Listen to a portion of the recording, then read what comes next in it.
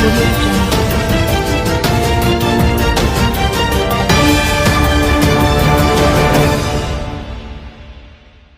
सरकार के अल्पसंख्यक कल्याण मंत्री मोहसिन रजा ने अपनी कौम के लिए जारी किया वीडियो।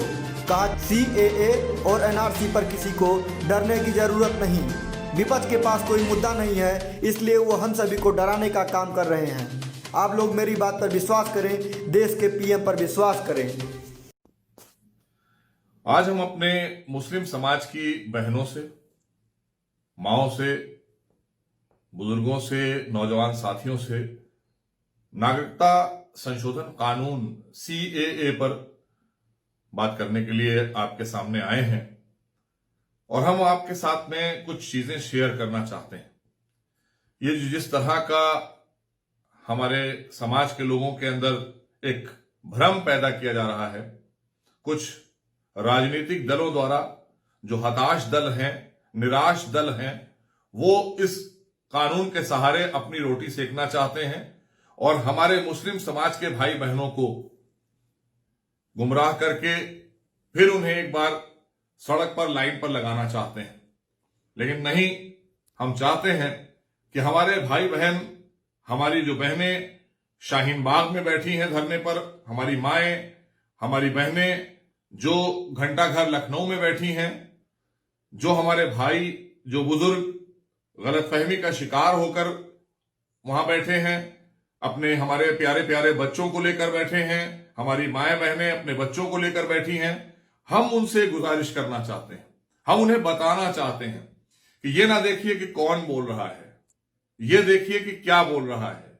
आप इस बात को लेकर इस पूरी पोस्ट को गौर से सुनिए, समझिए, देखिए कि आखिर मोहसिन रजा आपसे क्या कह रहे हैं। अगर आप वैसे देखें तो मोहसिन रजा उत्तर प्रदेश राज्य के मंत्री हैं, भारतीय जनता पार्टी के कार्यकर्ता हैं, लेकिन हम भी एक आम नागरिक हैं देश के। हम मुस्लिम समाज से आते हैं। हम आपसे बात करने के लिए आए हैं कि हमारे समाज को हमेशा गुमराह करके सड़क पर निकाला गया, हमारे समाज को हमेशा गुमराह करने का काम कुछ राजनीतिक दलों ने अपनी रोटी सेकने के लिए किया और वो आज भी कर रहे हैं। क्योंकि नागरिकता संशोधन कानून, जिसको CAA के नाम से बाकायदा एक भ्रम पैदा किया जा रहा है, ज्यादातर हमारे भाई बहनों को इसके बारे में बताया ही नहीं जा रहा है। खाली चंद लोग वहां आकर गुमराह कर रहे हैं। पूरा एक्ट नहीं पढ़ा जा रहा है, ना बताया जा रहा है। हम आपको बता रहे हैं, कोई भी कानून जो देश में बनता है, वो कानून देश की जनता के हितों के लिए होता है, देश के हित में होता है, तब कोई कानून, और कानून जब पास किया जाता है उसमें सारे ही राजनीतिक दलों के सांसद और उनके दल के लोग बैठते हैं, उस पर बहुत दिनों तक विचार विमर्श होता है, तब जाकर उस पर निर्णय लिया जाता है और वो निर्णय में सबकी सहमति होती है। ऐसा बिल्कुल नहीं है। ये गुमराह कर रहे दल हैं कि जो ये बता रहे हैं कि हम नहीं कर रहे हैं, ये सब वहां सदन में इनके सामने इस बिल की कॉपी जाती है, तब यह कानून में तब्दील होता है। बताना यह है कि आप रात में, हमारी बहनें बैठी हैं शाहीन बाग में, और अभी हमने कल यहां देखा लखनऊ में हमारी बहनें, माएं, हमसे बड़ी बुजुर्ग, हमारी माओं से बड़ी, उनको ले जाकर घंटा घर पर बैठाला गया है। उन्हें यह नहीं बताया गया क्या है, बस उनसे यह कहा जा रहा है कि इस कानून के जरिए आपको बाहर निकाल दिया जाएगा, जो कि सरासर गलत है, बेबुनियाद है। ऐसा कुछ भी नहीं है। किसी हिंदुस्तान की नागरिकता, हिंदुस्तानी मुसलमान की नागरिकता नहीं जाने वाली है और ना ही उसको देश से बाहर जाना है। यह बताना जरूरी है कि यह नागरिकता संशोधन कानून उन लोगों के लिए बना है जो 2015 से पहले हमारे देश में दूसरे मुल्कों से सताए गए, परेशान किए गए, पीड़ित किए गए हैं, उनको नागरिकता देने के लिए है। जिसमें अगर आप देखें हिंदू समाज के लोग हैं, उसमें बौद्ध हैं, जैन हैं, सिख हैं, ईसाई हैं, पारसी हैं। क्योंकि ये जो देश 3 देशों से जो आए हैं, पाकिस्तान से, बांग्लादेश से और अफगानिस्तान से, ये देश धार्मिक आधार पर बनाए गए देश थे। यहां पर इस्लामिक कानून चलता है, तो इस्लामिक कानून जहां चलता है वहां पर इनका उत्पीड़न हो रहा था। इसलिए इनको नागरिकता देने के लिए, जिसमें हिंदू, बौद्ध, सिख, पारसी, ईसाई, बौद्ध, इनको नागरिकता देने के लिए ये एक्ट बनाया गया है, ये कानून बनाया गया है नागरिकता देने के लिए, नागरिकता लेने के लिए नहीं। नागरिकता उन लोगों की जाएगी जो आए तो थे अपने पासपोर्ट लेकर, बाहर से विदेशों से आए हमारे देश में, और आए और जो तिथि तय थी उस तिथि से ज्यादा रुक गए और उन्होंने अपने पासपोर्ट छुपा लिए, बताया नहीं और यहीं पर बस गए। या वो लोग जो बगैर किसी पासपोर्ट और बगैर किसी नियम कायदे कानून के सीमा फांद के आ गए, वो ऐसे लोगों को चिन्हित करके उनको जो घुसपैठिए कहे जाएंगे उनको निकालने की बात हो रही है। इसमें किसी तरह का कोई कहीं पर भी भ्रम नहीं पैदा होना चाहिए।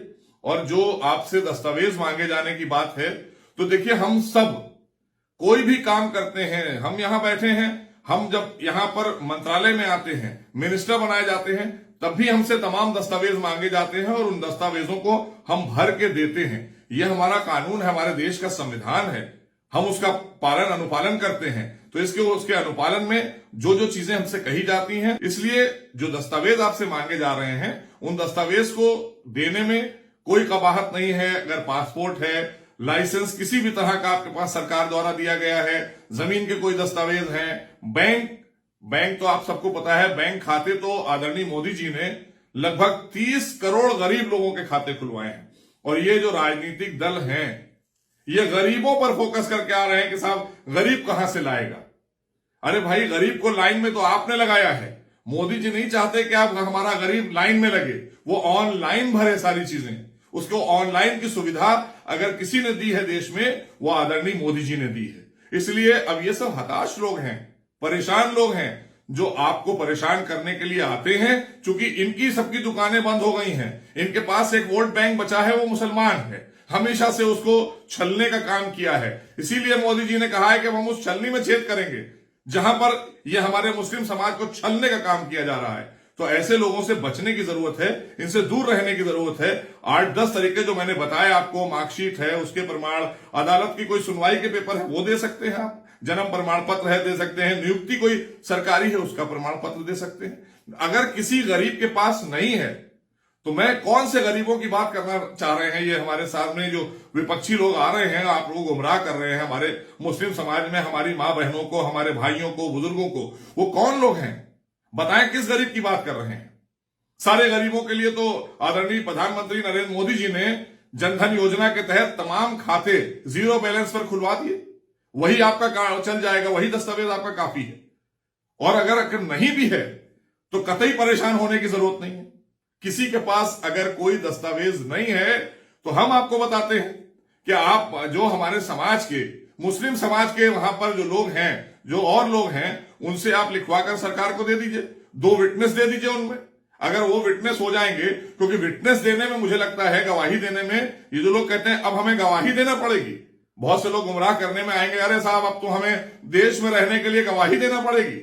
अरे गवाही तो शरीयत भी 2 मांग रही है और कानून भी देश का 2 गवाही मांगता है, ये तो सबको पता है। ये कौन लोग हैं जो गुमराह करने आते हैं हमको? इनसे सवाल किया कीजिए कि गवाही जो है वो अदालत भी मांगती है और शरीयत भी 2 गवाह मांगती है। तो इसलिए हमें आपको गुमराह होने की जरूरत नहीं है, सिर्फ समझने की जरूरत है, सिर्फ समझने की और पेशेंस रखने की जरूरत है, धैर्य रखने की जरूरत है। किसी की नागरिकता नहीं जा रही है, किसी को नहीं निकाला जा रहा है देश से। ये सिर्फ गुमराह करने का काम कुछ विपक्षी दल जो अपनी रोटियां सेक रहे हैं वही करने आपके बीच में आते हैं, और वही गुमराह करके आपको निकालकर, हमारी मां बहनों को निकालकर, उनकी बेटियों को, बच्चों को निकालकर सड़क पर बैठाने का काम यही दल कर रहे हैं जिन्होंने हमेशा हमको सड़क पर बैठाने का काम किया है। मोदी जी मुख्यधारा में जोड़ने की बात करते हैं, मोदी जी सम्मान की बात करते हैं। भारतीय जनता पार्टी सबको सम्मान देने की बात करती है। उसमें मुस्लिम समाज को एक हाथ में कुरान, एक हाथ में लैपटॉप देकर मुख्यधारा से जोड़ने की बात किसने की? आज तक कांग्रेस ने या सपा बसपा ने किसी ने की हो तो बताइए। आखिर ये कौन लोग हैं जो जबरदस्ती आंदोलन और कानून का हवाला देकर के हमारा अधिकार है, हम आंदोलन कर सकते हैं, हमारे अधिकार को न दबाया जाए? कभी नहीं दबाया गया। कोई आपका आंदोलन है, आप आंदोलन में जाते हैं, किसने दबा दिया?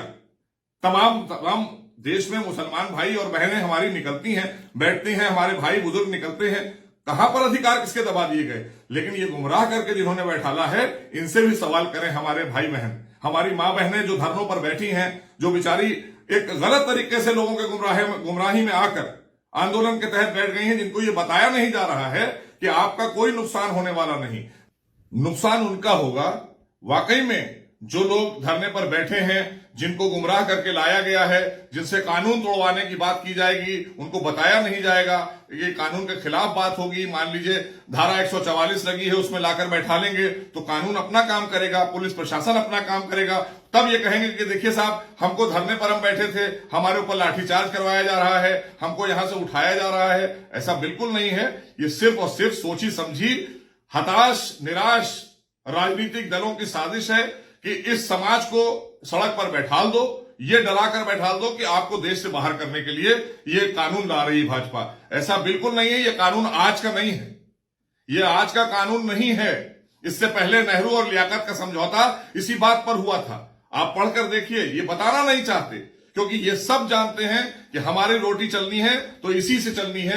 जब तक कि ये मुसलमान भाई बहन हमारे जो हैं सड़क पर बैठेंगे तब तक उनकी दुकानें चलेंगी। इसलिए आपसे हमारी गुजारिश है कि एक बार सारी चीजों को बहुत गौर से पढ़िए। अगर नहीं पढ़ना आता है तो जो कॉपियां बट रही हैं उनको देखिए, इंटरनेट से निकालिए, किसी आसपास पड़ोस के अपने भाई बहन से उनसे कहिए कि हमें पढ़कर बताइए। ऐसे जैसे लोग आ जाते हैं और गुमराह कर देते हैं, इनके खेल में ना आइए, इनके बहकावे में नहीं आने की जरूरत है। और यहां पर अभी आपके बीच में 21 तारीख को देश के गृह मंत्री, जिन्होंने इस बिल को लेकर सदन में बहुत बड़ा चर्चा की थी और कहा था किसी मुसलमान का हित होने वाला नहीं है इस बिल में, उन्होंने साफ कहा था, वही मैं आज कह रहा हूं, उनको भी सुनने आइए। 21 तारीख को वो लखनऊ में आएंगे और यहां पर वो संबोधन करेंगे। सीएए के समर्थन में हम सब खड़े होंगे क्योंकि हम भी समर्थन करते हैं सीएए का।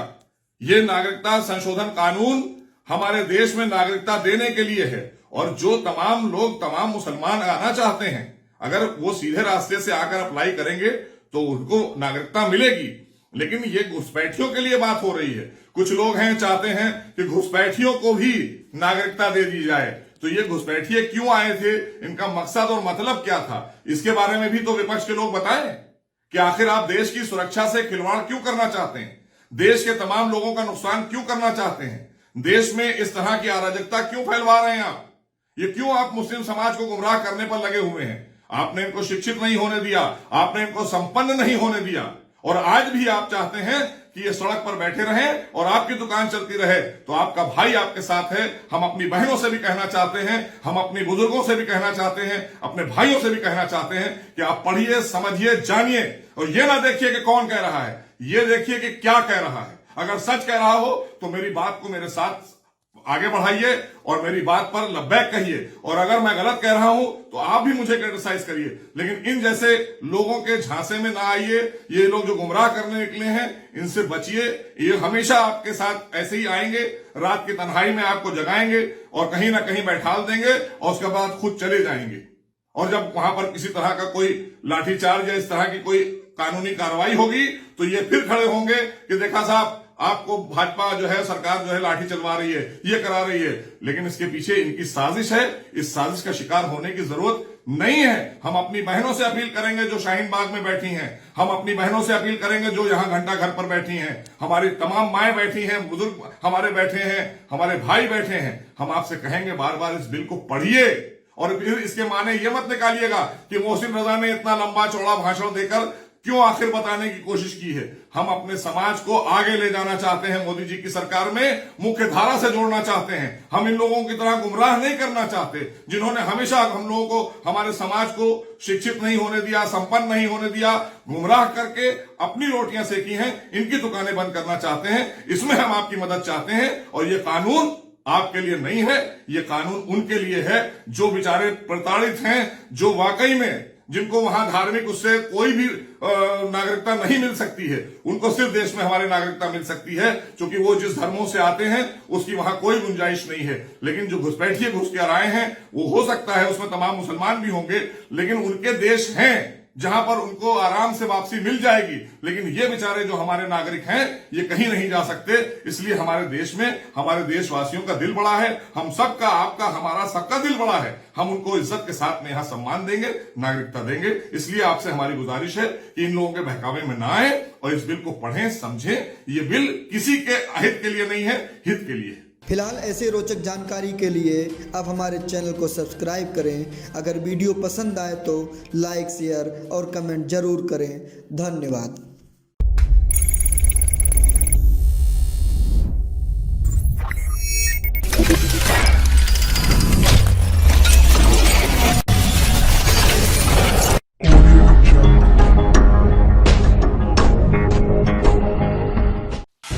सत्य की इच्छा होती है कि सब उसे जान ले, और असत्य को हमेशा यह डर लगा रहता है कि कोई उसे पहचान ना ले।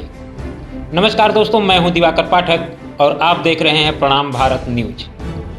और आज मैं अपनी इस वीडियो में उस शख्स को बताने जा रहा हूं जिसने दिल्ली में हो रहे विधानसभा चुनाव के परिणाम आने के 8 दिन पहले ही घोषित कर दिया था और यह बता दिया था कि दिल्ली में 10 साल लगातार केजरीवाल। जी हाँ, हम बात कर रहे हैं प्रकांड ज्योतिषाचार्य पंडित आत्माराम पांडे की। आत्माराम पांडे ज्योतिष की दुनिया के वो उभरते हुए सितारे हैं जो अपने ज्योतिष विद्या के बल पर लोगों के दिल पर राज करने लगे हैं, क्योंकि कई ऐसे परिणाम रहे हैं जिसको इस ज्योतिष गुरु ने परिणाम से पहले ही परिणाम बता दिए थे। अगर बात करें इनके भविष्यवाणी की तो उन्होंने आजमगढ़ के बलराम यादव, उनके लड़के डॉक्टर संग्राम यादव के बारे में पहले ही कर चुके हैं। अगर बात करें इनके भविष्यवाणी की तो इन्होंने आजमगढ़ के बलराम यादव, उनके लड़के डॉक्टर संग्राम यादव के बारे में पहले ही कर चुके हैं, जो कि सच साबित हुए हैं। आत्माराम जी ने बलराम यादव जी को मंत्री बनने के लिए कहा था और वो मंत्री बने। डॉक्टर संग्राम यादव को विधायक बनने के लिए बताया था, यादव जी विधायक बने। आत्माराम पांडे जी ने काशी हिंदू विश्वविद्यालय से ही ज्योतिष की उपाधि प्राप्त की है। अपने ज्योतिष का झंडा तो वह पहले ही गाड़ चुके हैं और दिल्ली विधानसभा चुनाव के परिणाम आने के बाद उनके इस ज्योतिष का झंडा फहराना शुरू हो गया है। पंडित आत्माराम से भविष्यवाणियों और ज्योतिष कुंडलियों के लिए आप इस नंबर पर संपर्क भी कर सकते हैं। नंबर है 9838211412। जिस तरह हम बारिश को तो नहीं रोक सकते हैं, लेकिन अगर बारिश के आने का हमें पता हो तो उससे बचने का उपाय जरूर कर सकते हैं। ठीक उसी तरह हम अपने द्वारा किए गए कर्मों की घटनाओं को तो नहीं रोक सकते हैं, लेकिन अगर उस घटना का पता हो तो हम उसका उपाय जरूर कर सकते हैं, और उसका एक माध्यम सिर्फ ज्योतिष है। आपको वीडियो पसंद आई तो लाइक, शेयर और कमेंट जरूर करें।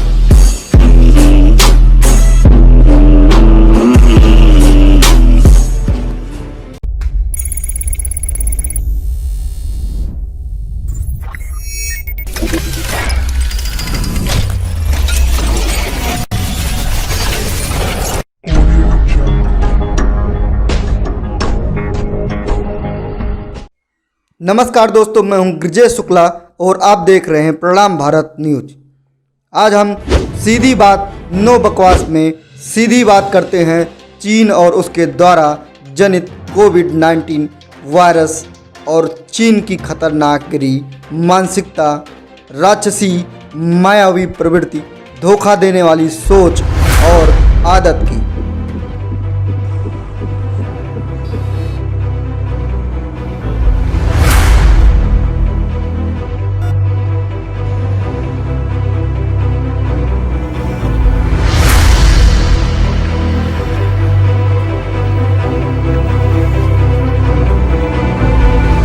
आज इटली चाइनीज वायरस कोविड-19 की वजह से समाप्ति की ओर है।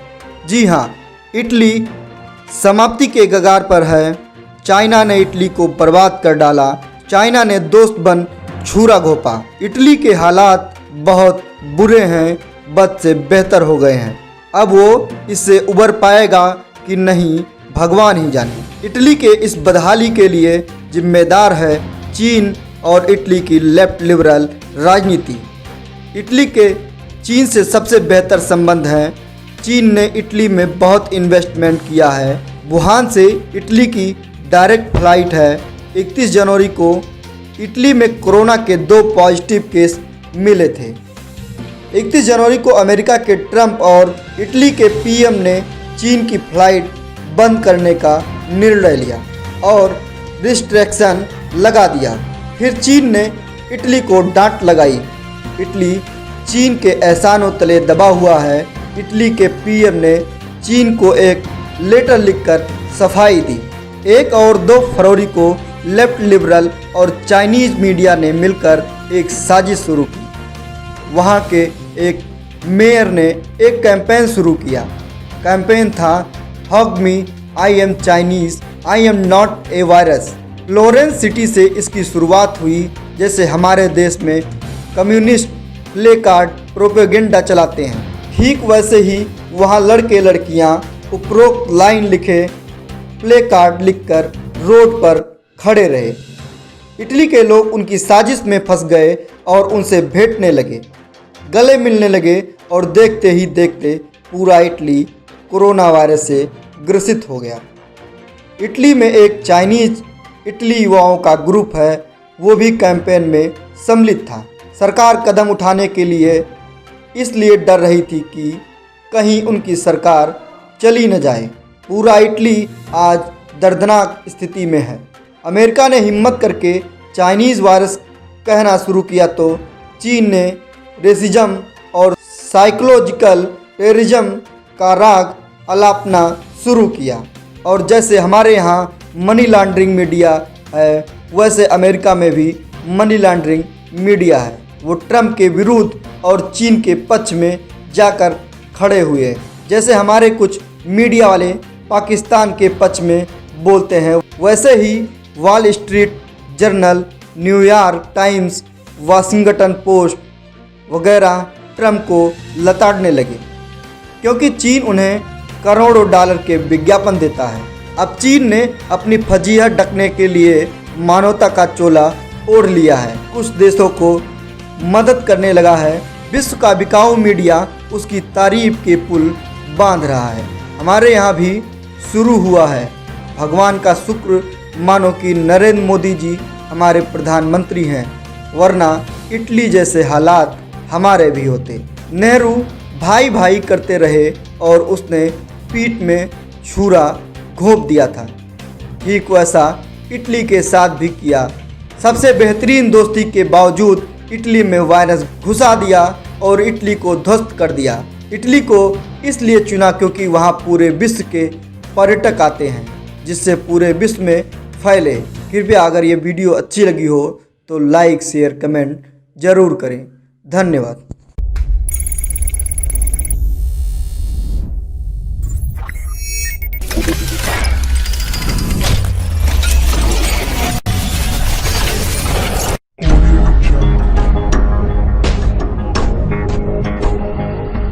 नमस्कार दोस्तों, मैं हूं ब्रिजेश शुक्ला और आप देख रहे हैं प्रणाम भारत न्यूज।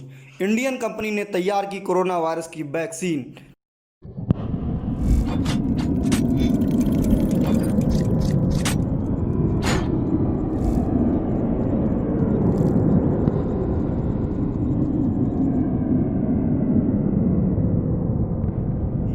नाम रखा कोरोवैक। ट्रायल शुरू। एक और जहां दुनिया कोरोना से लड़ने के लिए दवाई खोज रही है, वहीं भारत ने एक बार फिर से अपना दम दिखाकर कोरोना से लड़ने के लिए वैक्सीन तैयार कर लिया है। इस वैक्सीन पर चल रही रिसर्च जल्द ही पूरी होने वाली है। जल्द ही ये टीका भारत समेत सभी देशों में उपलब्ध होगा। बता दें, भारत बायोटेक कंपनी ने इस वैक्सीन को बना रही है। कोरोवैक नाम से बनाया गया वैक्सीन। कंपनी के चेयरमैन डॉक्टर कृष्णा एल्ला ने बताया कि देश कोरोना वायरस से लड़ने के लिए अपना टीका तैयार कर लिया है। ये देश का पहला टीका है जो कोरोना वायरस संक्रमण से बचाने में पूरी तरह से सफल है। इस टीके का नाम कोरोवैक रखा गया है। वायरस से बचाने के लिए इसे नाक में डाला जाएगा। दवा इतनी प्रभावी है कि स्वाइन फ्लू होने पर भी इसका इस्तेमाल हो सकता है। टेस्टिंग में लग सकता है 3 महीने का समय। शुक्रवार को यह जानकारी देते हुए भारत बायोटेक ने बताया कि हम कोरो फ्लू वैक्सीन फ्लूजेन कंपनी की फ्लू वैक्सीन M2SR के आधार पर विकसित कर रहे हैं। इस वैक्सीन की टेस्टिंग में 3 से 6 माह का वक्त लग सकता है। जल्दी तैयार करने के लिए सीधे अमेरिका में हो रहा ट्रायल। डॉक्टर एल्ला ने आगे बताया कि कंपनी ने इस टीके के क्लिनिकल ट्रायल को सीधे अमेरिका में शुरू किया है। अमेरिका में जानवर और इंसानों के ट्रायल एक साथ होते हैं। इसकी वजह से टीके की सुरक्षा मानकों को मंजूरी लेने में ज़्यादा वक्त नहीं लगता। एक बार अमेरिका में सुरक्षा मानकों पर मंजूरी मिलने के बाद इस टीके को लॉन्च कर दिया जाएगा। महामारी के टीके बनाने में एक्सपर्ट है ये देसी कंपनी।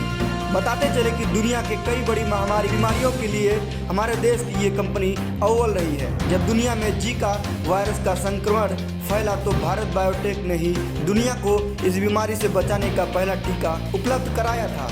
इसी तरह H1N1 इन्फ्लुएंजा संक्रमण का भी सबसे जल्दी टीका इस कंपनी ने तैयार किया था। हमें आपके कमेंट का इंतजार रहेगा। धन्यवाद।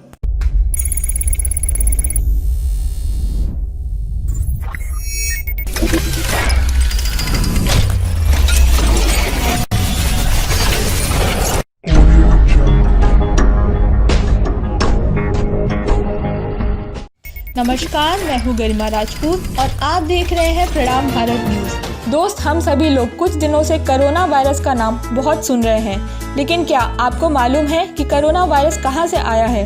हम सभी जानते हैं चाइना से कोरोना वायरस आया है, लेकिन यहाँ पर बहुत बड़ा सवाल है, चाइना में कोरोना वायरस कहाँ से आया है?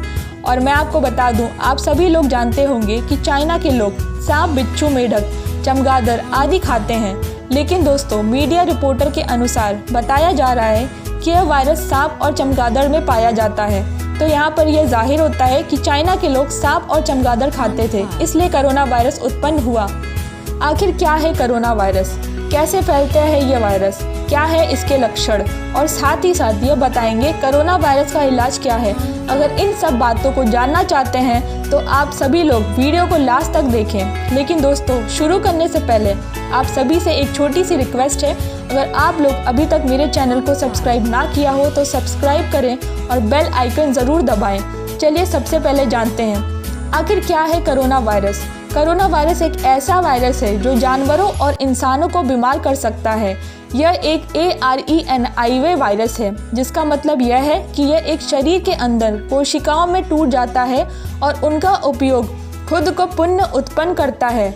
दोस्तों, आपको बता दें, चीन के वुहान में फैल रहा जैसा कोरोना वायरस पहले कभी नहीं देखा गया, इसलिए इसके बारे में ज़्यादा जानकारी उपलब्ध नहीं है। दोस्तों, अगर रिपोर्ट की माने तो कोरोना वायरस एक ऐसे वायरस के परिवार में आता है जो मनुष्य, मवेशी, सूअर, मुर्गी, कुत्ते, बिल्ली और जंगली जानवरों को संक्रमित करता है। वर्ल्ड हेल्थ ऑर्गेनाइजेशन WHO के अनुसार यह वायरस सी फूड से जुड़ा है और आपको बता दें, इसकी शुरुआत चाइना के हवाई प्रांत के वुहान शहर के एक सी फूड के बाजार से शुरू हुई।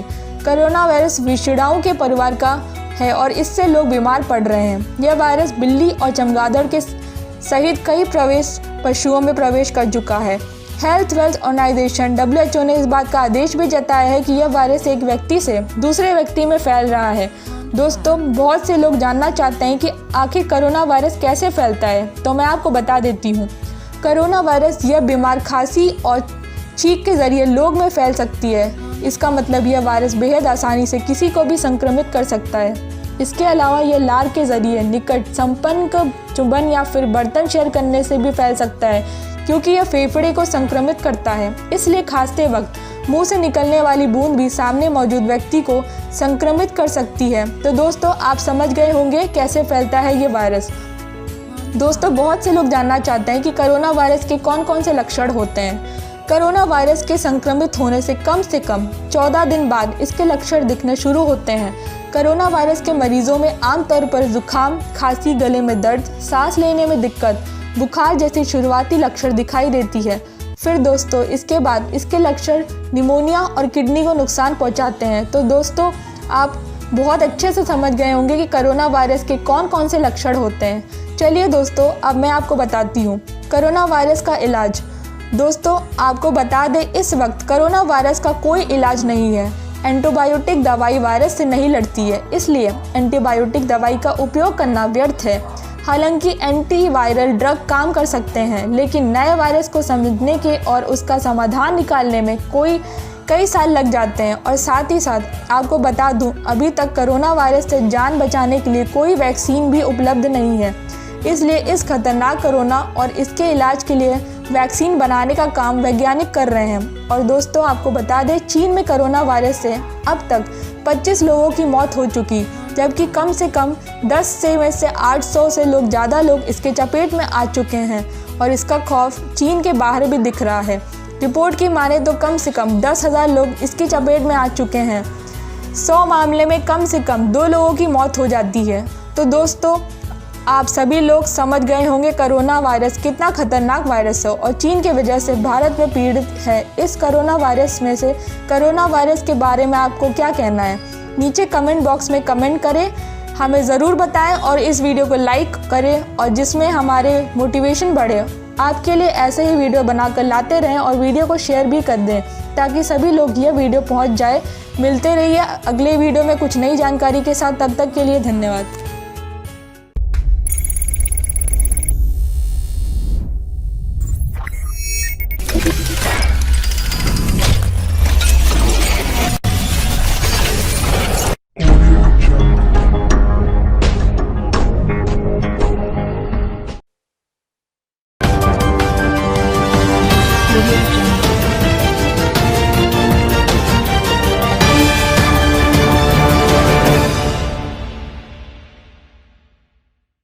कभी था पाकिस्तान का स्टार क्रिकेटर वसीम अकरम वकार यूनुस इमरान खान के बाद टेस्ट क्रिकेट में सबसे ज़्यादा विकेट लेने वाला खिलाड़ी, जिसने पाकिस्तानी स्पिन गेंदबाजी की विरासत को आगे बढ़ाया, जिसके दिल में सिर्फ और सिर्फ क्रिकेट बसता है, जो अपने देश पाकिस्तान से बेहद प्यार करता है। वो खिलाड़ी जिसने 61 टेस्ट मैच में पाकिस्तान के लिए 261 विकेट लिए, लेकिन उसे पाकिस्तान में हिंदू होने की कीमत चुकानी पड़ रही है। उसके करियर को साजिशन खत्म कर दिया गया। नमस्कार दोस्तों, मैं हूं ब्रजेश शुक्ला और आप देख रहे हैं प्रणाम भारत न्यूज। और आज हम बात कर रहे हैं पाकिस्तान में हिंदू क्रिकेटर और पाकिस्तान के स्पिन गेंदबाज दानिश कनेरिया की। जी हाँ, दानिश प्रभाशंकर कनेरिया पाकिस्तान क्रिकेटर का एक ऐसा नाम जिसका जन्म 16 दिसंबर 1980 को पाकिस्तान के कराची शहर के एक हिंदू परिवार में हुआ था। उनके पूर्वज गुजरात से आकर पाकिस्तान के कराची में बस गए थे। दानिश कनेरिया के दिल में सिर्फ और सिर्फ क्रिकेट बसता है।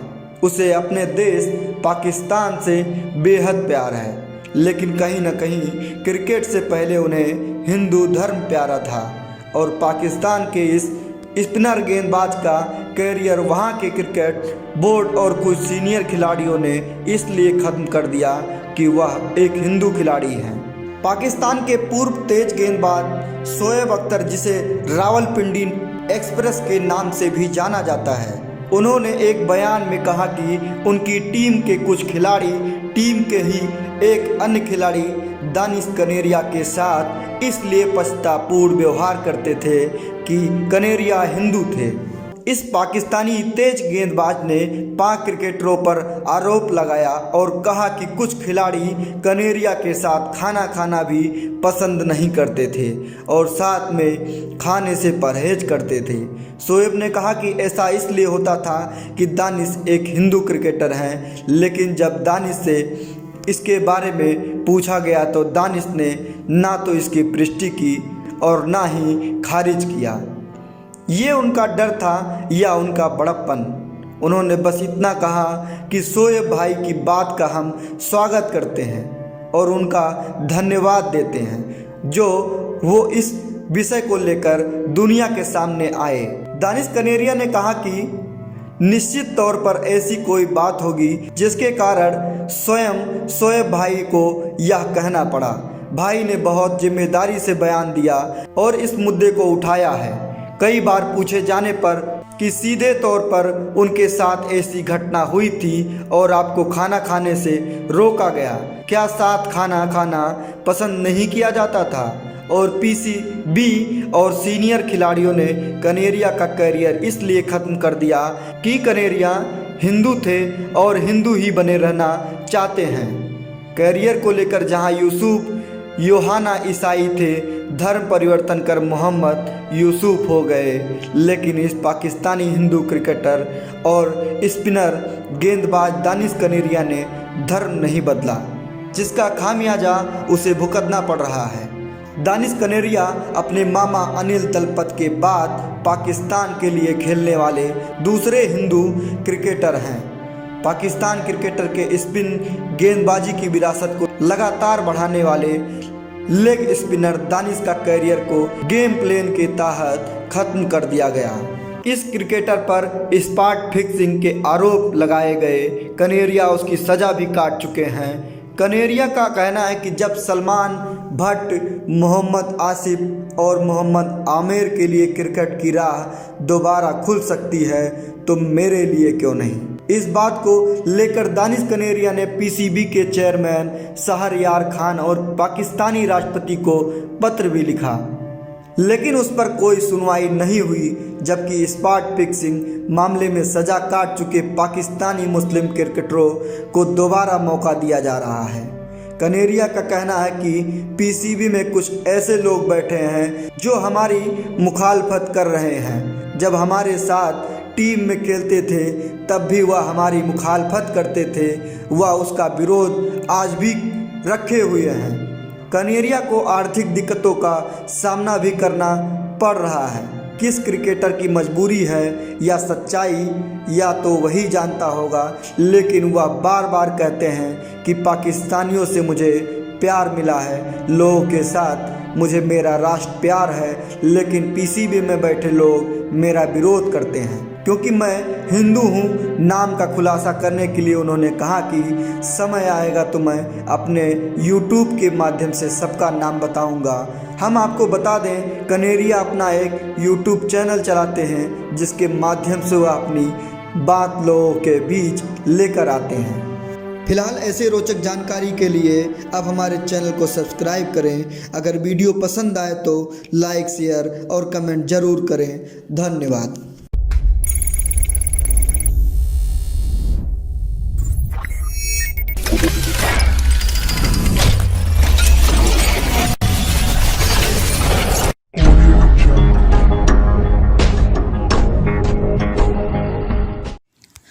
दिल्ली जल रही है, राजधानी में खूनी तांडव मचा है। दिल्ली चुप है, आयुर्वेद खामोश है। पत्थरों, रोडे और जलते टायरों से निकलती धुएं, टूटे हुए शीशे के टुकड़े से पटी हुई सड़कें पूछ रही हैं कि उनका गुनाहगार कौन है। नमस्कार दोस्तों, मैं हूं गरिमा राजपूत और आप देख रहे हैं प्रणाम भारत न्यूज़। वीओ नागरिकता संशोधन कानून के विरोध ने हिंसा का रूप ले लिया है। सीए के विरोध और समर्थक बिना जाने समझे एक दूसरे से भिड़ गए हैं। कल तक तो दो भाई दो धर्म जिस दुकान पर चाय की चुस्की लेते थे, आज वह गुस्से की आग में जल रही है। दंगाइयों ने दिल्ली की सड़क को पानीपत का मैदान बना दिया है। आए दिन अपनों की मौत की खबरें सुनने को मिल रही है, जिसमें से 7 से ज़्यादा लोगों की मौत हो गई है और 240 से अधिक लोग घायल हैं। घायलों में 10 से ज़्यादा पुलिस वाले हैं। दिल्ली जब आधी रात को सो रही थी तब हिंसा की खबरें सुनने को लगातार मिल रही थी। दिल्ली के नर्म हवा में दहशत का तनाव देखा जा रहा है। लोग डरे हैं, सहमे हैं, भयभीत हैं। वीओ दिल्ली में काबू पाने के लिए धारा 1 लागू कर दी गई है।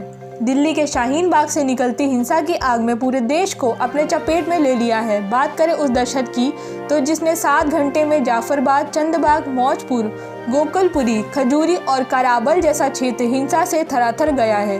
दंगाइयों ने ताबड़तोड़ गोलियां चलाई, घर दुकानें जलाए, लोगों को लहलहून किया। इन दंगाइयों के बीच डरी दिल्ली को अपने हीरो का इंतजार था। वो हीरो जो नेता है, जो प्रशासन है, न्याय के देवता हैं, लेकिन किसी को दिल्ली को जलने से बचाने का समय नहीं है। सिंहासन पर बैठे नहीं हैं। सिंहासन पर बैठे प्रधानमंत्री मोदी का सरकार की पहल एक बीच एक्टिव हो गए तो तमाम नेता, विधायक, सांसद जो बात बात पर सियासत की नई लकीर खींचने के लिए बेचैन रहते हैं, उनको भी दिल्ली की चीख पुकार सुनाई नहीं दे रही। निष्प्रधान जनता की नज़रें अपने श्रेष्ठ हिफाजतदारों को ढूंढ रही है और कह रही है कि बचा लो हमारे राजधानी को। दिल्ली के सिंहासन पर बैठे हीरोज मानो खुद की बेजान हो गए हैं। प्रचंड वोट से विजेता हुए अरविंद केजरीवाल मेरा दिल्ली का रट लगाए रहते थे। आज अपने दिल्ली को बचाने की जगह दुबक कर बैठ गए हैं। पुलिस व्यवस्था छिन्न भिन्न हो गई है। कानून निशब्द दिल्ली अपने रक्षक की उम्मीद में है। आखिर इस खूनी मंजर का दोषी कौन है?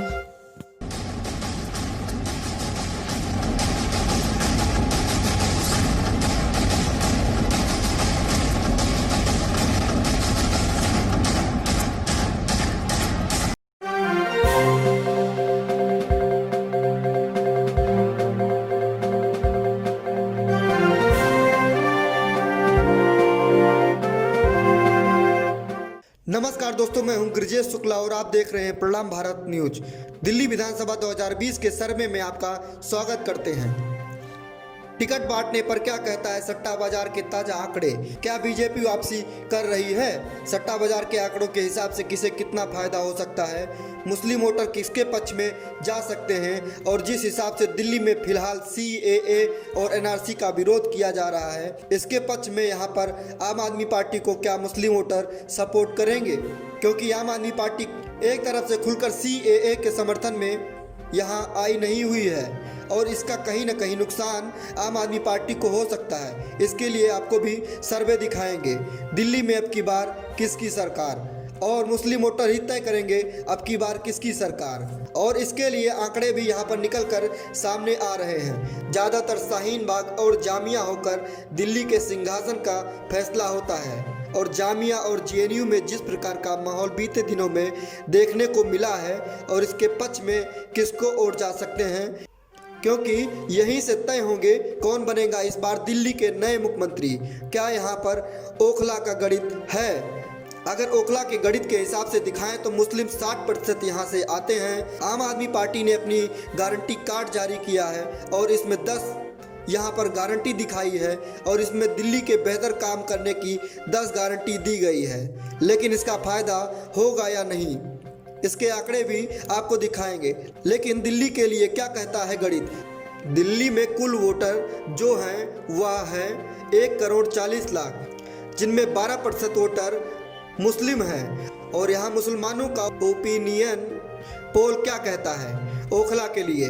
केवल आपको आंकड़े दिखा रहे हैं, इसके बाद में सभी जगह के आंकड़े दिखाएंगे। यहाँ पर अगर बात करें तो आम आदमी पार्टी के साथ 28% मुस्लिम वोटर सपोर्ट करते हैं उनके लिए, और कांग्रेस को यहाँ पर 58% सपोर्ट कर रहे हैं। कांग्रेस को सपोर्ट करने का सबसे बड़ा यहाँ पर जो सर्वे में बात निकल कर आई है कि CAA के समर्थन में कांग्रेस यहाँ खुलकर सामने है और साफ तौर पर मुसलमानों का कहना है जो उनके पक्ष में है वोट उसको ही जाएगा। तो यहाँ पर कांग्रेस का पलड़ा भारी दिखाई दे रहा है। वोट यहाँ पर एक तरफ से कांग्रेस के पक्ष में जाते नजर आ रहे हैं। मुसलमानों का यह एक बड़ा सर्वे यहाँ पर निकलकर सामने आ रहा है। लेकिन अरविंद केजरीवाल यहाँ पर चुनावी प्रचार में उतर चुके हैं। क्या उनके लिए जो नई मुश्किलें आने वाली है वह भी आपको बताएंगे। क्या कुछ बदल सकता है उनके लिए, और इसके बाद आपको सट्टा बाजार की ओपिनियन पोल भी दिखाएंगे कि सट्टा बाजार आखिर क्या आंकड़े दिखा रहा है। तो बीजेपी की अगर बात करें तो खुशखबरी बीजेपी के लिए है, क्योंकि बीजेपी ने अपने नए अध्यक्ष की घोषणा कर दी है। JP नड्डा यहाँ पर बीजेपी की तरफ से नए अध्यक्ष बन चुके हैं। तो केजरीवाल इसका क्या यहाँ पर तोड़ निकाल पाएंगे, इसके भी आंकड़े आपको दिखाएंगे क्या कुछ यहाँ पर हो सकता है। लेकिन इससे पहले और आंकड़े आपको दिखा देते हैं। 1993 में जो पहला यहाँ पर इलेक्शन किया गया था वह बीजेपी ने जीता था और दूसरी असेंबली जो है वह यहाँ पर कांग्रेस की सरकार रहे। लेकिन 2013-2015 में यहाँ पर आम आदमी पार्टी ने कब्जा किया। लेकिन अब बड़ा सवाल यह है कि 2015 से 2020 में किसकी सरकार बनेगी। अगर इसके आंकड़े आपको दिखाएंगे तो केजरीवाल और मोदी में जो कंपैरिजन है, मोदी के नाम पर यहाँ दिल्ली में चुनाव लड़ा जा रहा है। लेकिन बीजेपी ने अपना मुख्यमंत्री यहाँ पर दिखाया नहीं है कि कौन बनेगा मुख्यमंत्री।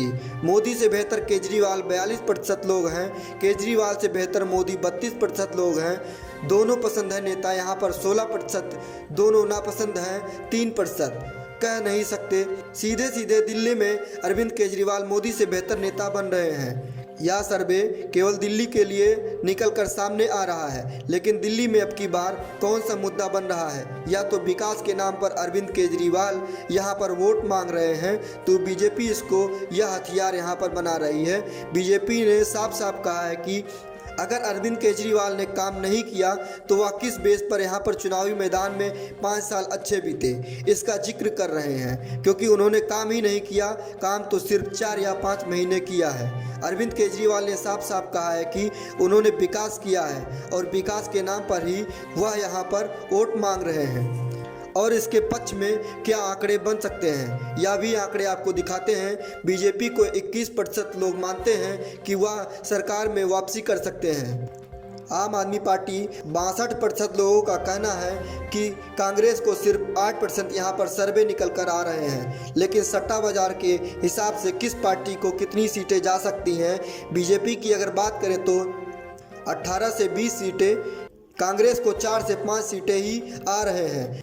आम आदमी पार्टी की अगर बात करें तो 40 से 49 सीटें जीत सकती हैं। लेकिन आपकी जानकारी के लिए बता दें कि इन सीटों में भी बदलाव देखने को मिल सकता है। सट्टा बाजार के आंकड़े कभी ठीक भी होते हैं लेकिन कभी फेल भी हो जाते हैं। लेकिन यहाँ पर अगर बात करें तो आम आदमी पार्टी के साथ मुस्लिम मतदाता उनको सपोर्ट नहीं करते हैं तो यह आंकड़ा गिर भी सकता है। इसका फ़ायदा बीजेपी को हो सकता है क्योंकि कांग्रेस और आम आदमी पार्टी में मुस्लिम मतदाता जो है वह बैठ जाएंगे और इसका फ़ायदा बीजेपी को हो सकता है। यह आंकड़े बन सकते हैं, ऐसा लोगों का मानना है जो सर्वे में बात निकल कर सामने आ रही है। इसके अलावा बीजेपी यहाँ पर जेजेपी के साथ चुनावी मैदान में हो सकती है क्योंकि बीजेपी गठबंधन में है। और इसके अलावा अगर बात करें तो हाल ही में बीजेपी को तगड़ा झटका लगा है जिसमें अकाली दल बीजेपी से अलग हो चुकी है। अब वह चुनावी मैदान में नहीं उतरी है, इसका नुकसान बीजेपी को हो सकता है। तो आपको क्या लगता है इस बार दिल्ली में किसकी सरकार, कितनी सीटें किस पार्टी को जा सकती है? इन 70 सीटों में से किस पार्टी की अब की बार सरकार बनेगी? तो अपनी जानकारी कमेंट बॉक्स में दे सकते हैं।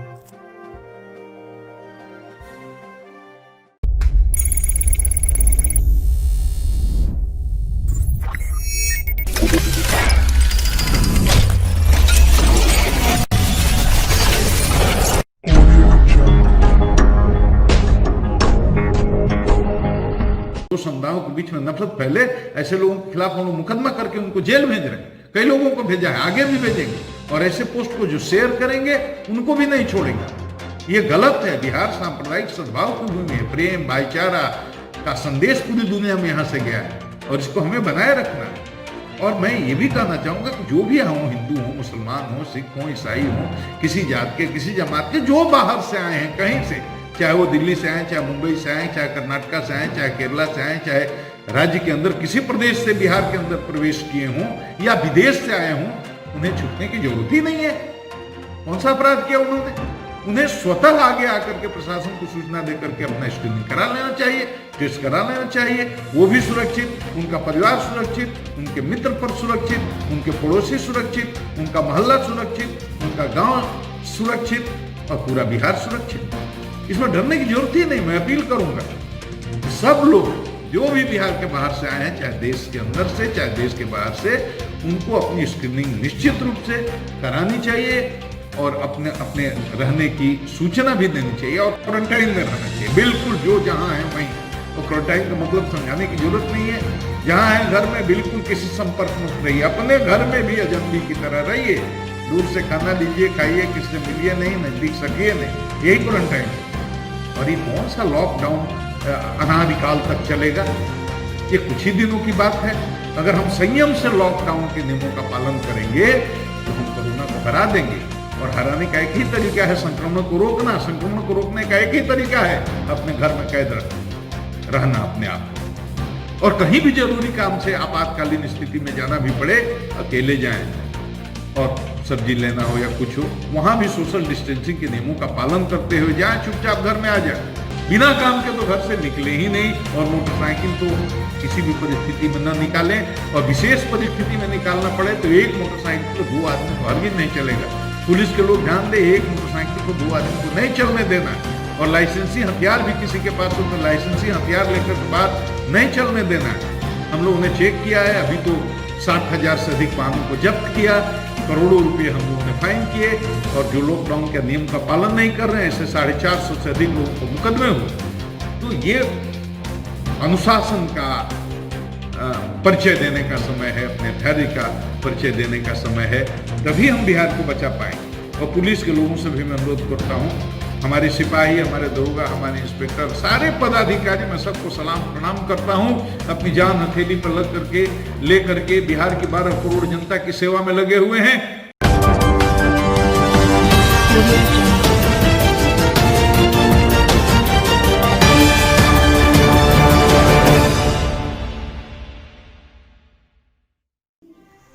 नमस्कार दोस्तों, मैं हूं दिवाकर पाठक और आप देख रहे हैं प्रणाम भारत न्यूज। भदोही का बाहुबली ब्राह्मण, वो बाहुबली ब्राह्मण जो 2002, 2007 और 2012 में विधानसभा चुनाव समाजवादी के टिकट से जीता।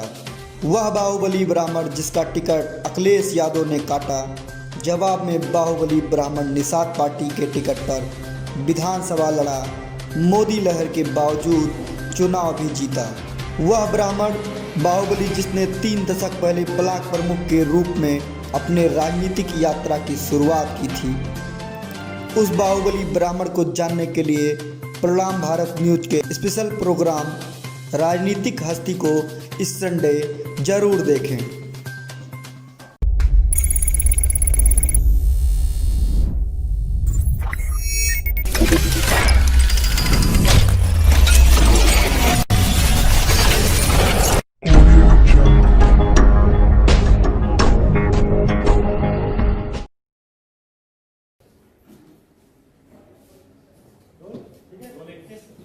पिछले कुछ दिनों से जो दिल्ली के पिछले 2 दिन से हालात शांति व्यवस्था के ख़राब होते जा रहे हैं दिल्ली के कुछ इलाकों में, खासकर पूर्वी दिल्ली में, वो बहुत ही हमारे लिए चिंता का विषय है। सभी दिल्ली के लोगों के लिए चिंता का विषय है और मेरी दिल्ली के सभी लोगों से अपील है कि कृपया शांति बनाए रखें। जिसके जो भी मामलात हैं, जिसके जो भी मसले हैं, सभी मसले शांतिपूर्वक बैठ के समाधान हो सकते हैं। हिंसा से किसी का कोई समाधान नहीं निकलने वाला, ना इस तरफ का समाधान निकलेगा ना उस तरफ का समाधान निकलेगा। तो मेरी सभी लोगों से हाथ जोड़ के अपील है कि सब लोग शांति व्यवस्था बनाए रखें। एक पुलिस वाले की, एक हेड कांस्टेबल की मौत हो गई, कुछ पुलिस वाले घायल हुए हैं, इसके अलावा कुछ और सिविलियंस की मौत हुई है। ये भी सब लोग जिनकी भी मौत हुई है, पुलिस वाले भी और जो सिविलियंस थे, वो सब हमारे ही थे, हमारे ही लोग हैं, हमारे ही दिल्ली के लोग हैं, हमारे ही देश के लोग हैं। तो जैसे जैसे अगर हिंसा बढ़ती है तो कल को किसी का भी नंबर आ सकता है, वो भी किसी ना किसी परिवार के सदस्य थे जिन लोगों की मौत हुई है। तो ये अच्छी स्थिति नहीं है। जिन लोगों के घर जल गए वो अच्छी स्थिति नहीं है, जिन लोगों की दुकानें लुट गई वो अच्छी स्थिति नहीं है, जिन लोगों की गाड़ियां मोटरसाइकिल चली गई, जल गई, वो अच्छी स्थिति नहीं है। और इसमें सभी लोगों का नुकसान हो रहा है। कल को आज किसी का हो रहा है, कल को किसी और का होगा। तो अभी मैंने एक मीटिंग ली थी जिसमें जो अफेक्टेड एरियाज हैं उनके सभी विधायकों को बुलाया था, चाहे बीजेपी के विधायक हों चाहे हमारी पार्टी के हों, दोनों के विधायक आए थे और सभी सीनियर ऑफिसर्स थे कंसर्न डिपार्टमेंट्स के। और जो उसमें निकल के आया वो ये कि एक तो हॉस्पिटल अथॉरिटीज़ को सबको आदेश दिया गया है कि वो मुस्तैदी से काम करें, सभी हॉस्पिटल्स तैयार रहें। अगर जो भी इंजर्ड लोग आते हैं उनको तुरंत अच्छी से अच्छी उनको इलाज मिलना चाहिए। फायर डिपार्टमेंट वालों को आदेश दिया गया है कि उनको एक दिक्कत ही आ रही है जो अफेक्टेड एरिया है वहाँ पे पहुँचने में, तो पुलिस के साथ कोऑर्डिनेशन करके वो लोग वहाँ पे समय पे पहुँचें। सभी विधायकों का एक जो कॉमन शिकायत थी वो ये कि पुलिस का संख्या बल बहुत कम है, पुलिस की संख्या बहुत कम है और पुलिस को नीचे पुलिस को एक्शन लेने की पावर्स नहीं है। जो लोकल लेवल पे विधायकों ने भी पुलिस से बात की तो वो कुछ एक्शन नहीं ले पा रहे हैं जब तक उनको ऊपर से ऑर्डर्स नहीं मिलेंगे कि अगर उनको अगर कोई गलत काम कर रहा है उसको लाठीचार्ज करने की, हवाई फायर करने की, उनको जब तक ऊपर से ऑर्डर्स नहीं मिलेंगे तब तक वो कोई एक्शन नहीं ले पा रहे। ये ज़रूरत है। जो अभी मैं अमित शाह जी से मिलने के लिए जा रहा हूँ 12 बजे, तो उनसे भी गृह मंत्री जी से ये इसकी जिक्र करूँगा। इसके अलावा बॉर्डर के जो हमारे एरियाज़ हैं वहाँ के विधायकों ने कहा कि बाहर से बहुत सारे लोग आ रहे हैं, तो उन बॉर्डर्स को सील करने की ज़रूरत है और प्रिवेंटिव अरेस्ट्स करने की ज़रूरत है जो लोग पे शक हो। मैंने अभी डायरेक्शंस दिए हैं जो हमारे डिस्ट्रिक्ट मजिस्ट्रेट्स हैं और एसडीएम्स हैं उनको कि वो मुनादी करें और पीस मार्च निकालें लोकल पुलिस के साथ मिलके और लोगों को शांति बनाए रखने की अपील करें। लोकल लेवल पे पीस कमेटी मीटिंग्स करें सभी धर्म के लोगों को बुला के, और उसमें एमएलएस भी मौजूद हों। और लोकल जो अफेक्टेड एरियाज हैं वहां पे मंदिरों से और मस्जिदों से सभी को शांति बनाए रखने की अपील की जाए। तो चीफ सेक्रेटरी साहब भी मौजूद थे। मैंने चीफ सेक्रेटरी साहब से रिक्वेस्ट की है कि वो पुलिस कमिश्नर से भी बात करेंगे और इस पे पुलिस संख्या बढ़ाने के लिए और लोकल पुलिस वालों को पावर देने के लिए उनसे अपील करेंगे। मैं अभी आपके क्वेश्चंस के जवाब नहीं दे पाऊंगा, मुझे दौड़ना है। 12 बजे मेरी मीटिंग है अमित शाह जी से, फिर वहीं मिलेंगे आपको एमएचए के बाद। Thank you.